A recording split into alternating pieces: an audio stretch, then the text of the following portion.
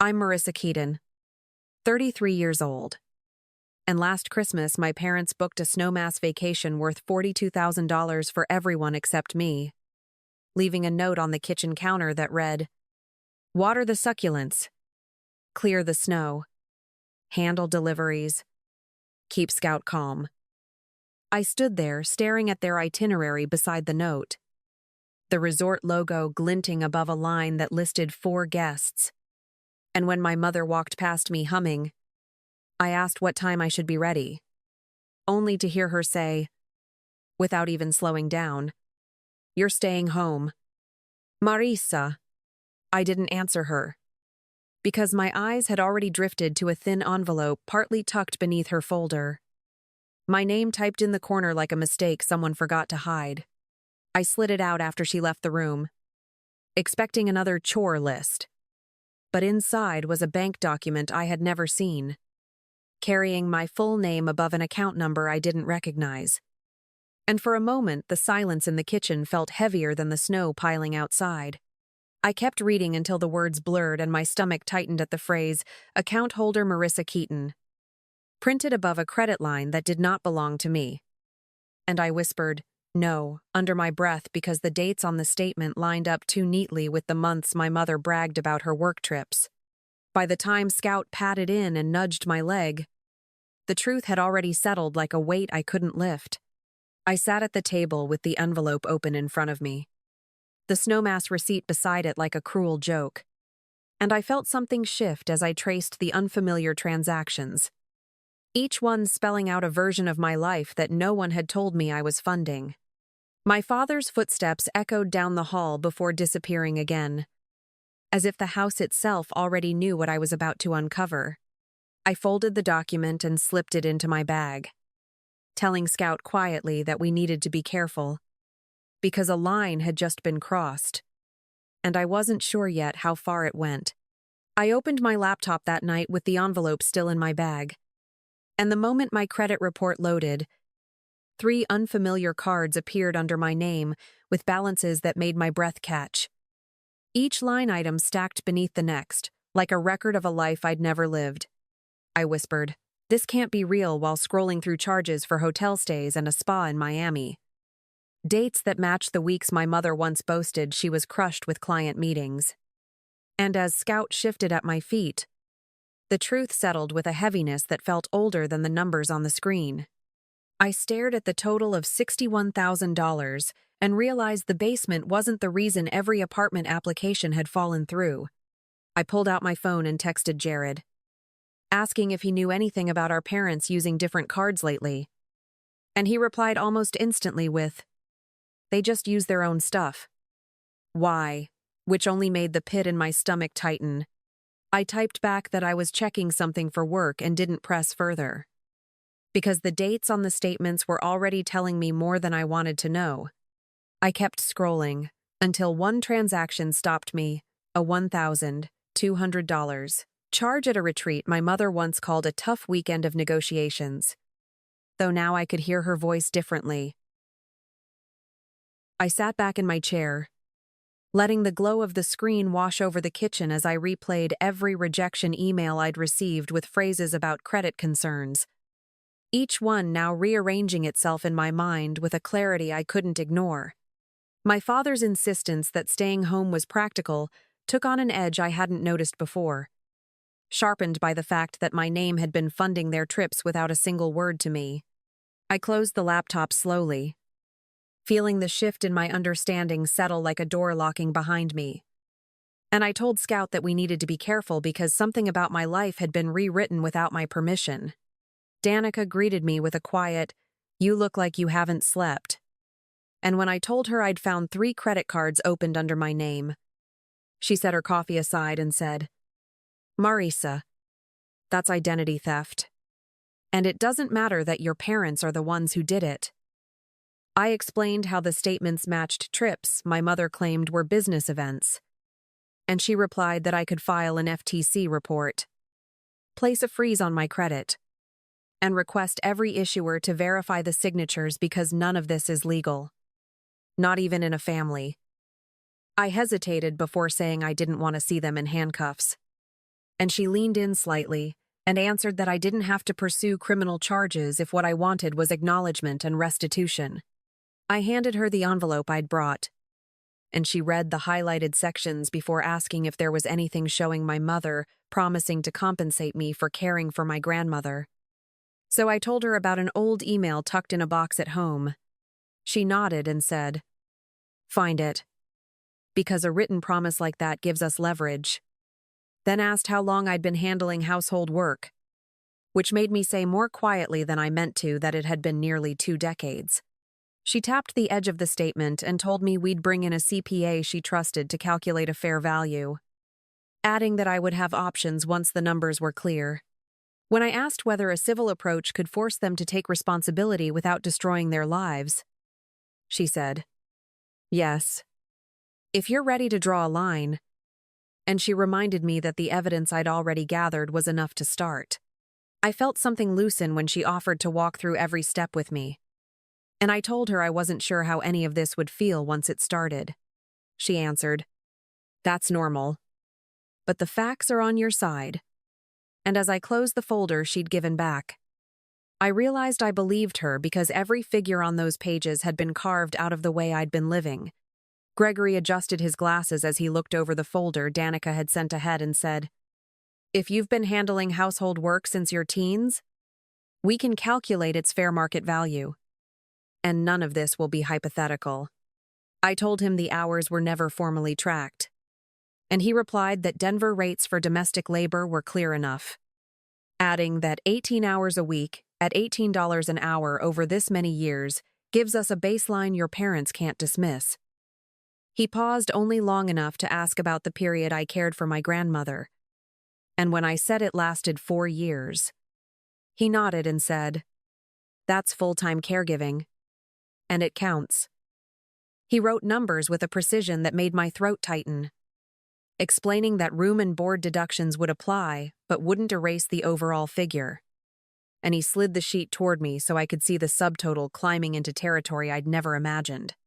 I told him I wasn't trying to bankrupt anyone, and he answered that what he was outlining wasn't punishment but valuation, saying, "This is what your work would have earned if they'd paid you even the minimum Denver standard." He asked whether the email promising compensation existed, and when I confirmed it, he said it would strengthen the civil claims significantly. I leaned forward and asked what the next step would look like if I didn't want criminal charges, and he told me calmly that I could file a lien against the house to ensure restitution for the debt created in my name. I asked if liens like that were common, and he said, "They're precise tools, not threats, and they hold people accountable when conversations fail." He handed me the calculation sheet and explained that once the credit card restoration process began, this figure would accompany the demand for repayment. And as I folded the paper, I understood the numbers because they reflected years I had already lived. I found Scout's registration papers in the box I kept under my bed, and when I said aloud, "You're coming with me no matter what," the sound of my own voice steadied me enough to keep digging until the email from years ago appeared with my mother's promise written plainly across the screen. I forwarded both documents to Danica and whispered that I finally had something concrete. And the quiet hum of the furnace in the basement felt sharper when I realized how long I had been waiting for proof of what I already knew. I packed in small rounds over the next several days, telling myself, just essentials for now. Each time I lifted another stack of clothes into a duffel. I signed the lease for a small studio in Lakewood after Danica assured the landlord I was reliable. And when she asked if I was ready, I told her, "I have to be." Even though the words felt larger than the room I was renting, I carried boxes to my car before dawn so no one would notice. And each trip up the stairs made it clearer that I wasn't returning the way I had lived. I left behind only the furniture that wasn't mine, feeling a hollow calm settle in as the basement grew emptier with every pass. The morning my parents left for Snowmass, they moved through the house calling out reminders. And when my mother tapped the counter and said, "Don't forget the snow shoveling schedule," I answered with a quiet "got it," without reaching for the list she'd placed beside the sink. I watched their luggage roll across the entryway until the door shut behind them. And then I set the list back exactly where she'd left it, knowing I wasn't touching a single item on it again. I called to Scout that it was time to go. And as he followed me out to the car, I felt the shift in my chest mirror the empty space behind me. The week after I settled into the studio in Lakewood, Jared texted me a photo of a banquet hall trimmed in gold and wrote, "Mom says you're helping at her charity luncheon. Be here by 10. As if nothing in our lives had shifted. I looked at the message and replied, "Tell her I'll be there," knowing she expected me to slip into the background the way I always had. The truth was that the invitation had never been extended. Yet the assumption that I would work the room for her told me exactly how she viewed my absence. When I arrived in Denver, the entrance buzzed with realtors and donors, and my mother's voice carried over the crowd as she told someone, "Marissa is handling reception. She's reliable that way." A line delivered with the confidence of someone who assumed compliance. I stepped closer and said, "I didn't agree to that," watching her expression flicker before she smoothed it over with a practiced smile and answered, "Sweetheart, this event matters for our whole family. Don't make a scene." My father hovered just behind her, saying under his breath that we could discuss logistics later, as if the only problem was scheduling. I told them I wasn't here to staff their event. And my mother's fingers tightened around the program booklet as she whispered, "Then why are you here with a tension she tried to hide from the guests moving around us?" I kept my voice steady and said, "To return something that belongs to you." And the quick glance she exchanged with my father told me they felt the shift even before I reached into my bag. I walked past them toward the inner hall, hearing my mother call my name once more. And the weight of their confusion matched the moment I had been preparing for since the Snowmass itinerary first hit the counter. I stepped into the main hall just as my mother finished thanking a donor. And when she hissed, "Marissa, you're late," I said, "I'm not here to work this event," letting the words land before she forced a smile and whispered that we could straighten this out later if I would just fall in line. My father reached for my elbow with a low, "Let's not do this here." And I pulled back and answered, "Here is exactly where it belongs." Because the envelope in my bag had waited long enough. My mother's eyes narrowed as she asked what I thought I was carrying. And I told her she would see soon enough. I walked toward the nearest table, placed the envelope beside the stack of donation forms, and said, "This is for both of you," which made my father mutter my name, as though saying it quietly might change what was inside. My mother opened the flap with a briskness she meant to look confident. But she froze on the first page and whispered, "What is this calculation?" while my father leaned in and went pale at the subtotal. I said the figures were the market value of 18 years of domestic labor and 4 years of caregiving. And the line that made my mother's voice crack was the reminder that she had once promised to compensate me in writing. My father tried to push the packet closed, saying this was a gross exaggeration. And I answered that Gregory Mills didn't exaggerate anything, adding that he used Denver County standards they could verify themselves. My mother's hand trembled as she flipped to the next page and found the photocopies of the credit card statements. And she whispered, "You accessed our accounts." To which I replied, "No, I accessed mine. The ones opened without my consent." A woman at the next table went quiet mid-sentence, and my father whispered that we should handle this privately. But the second page was already in my mother's grip. The first line reading "Identity Theft Report Filed." She looked up at me and said, "How dare you accuse us?" And I told her she could compare the signatures on those cards to the ones on her real estate paperwork because they matched too closely to deny. My father's voice fell to a strained "Marissa, think about what you're doing."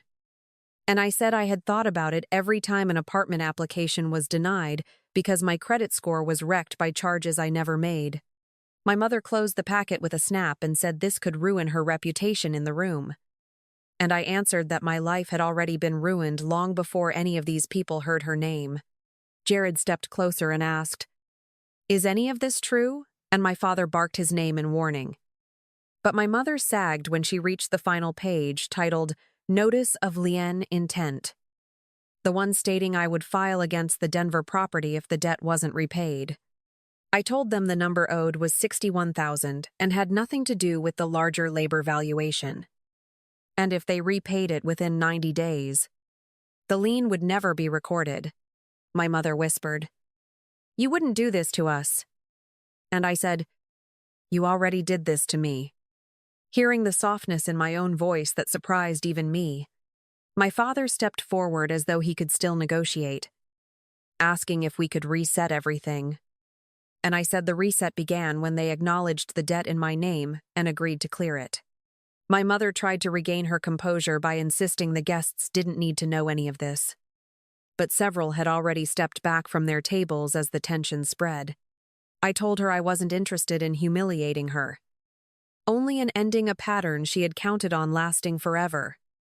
And the way she closed her eyes told me she understood exactly which pattern I meant.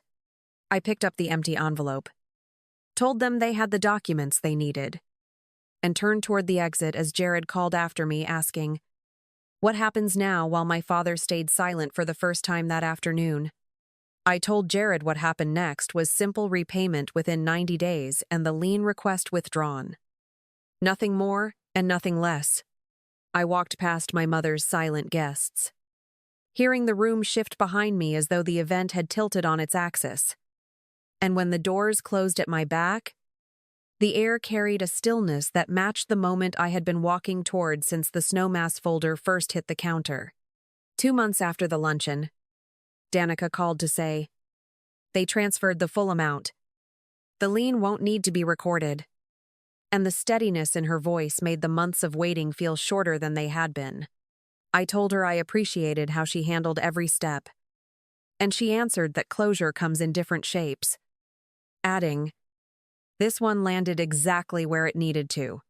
When the call ended, the studio felt quieter in a way that finally made sense.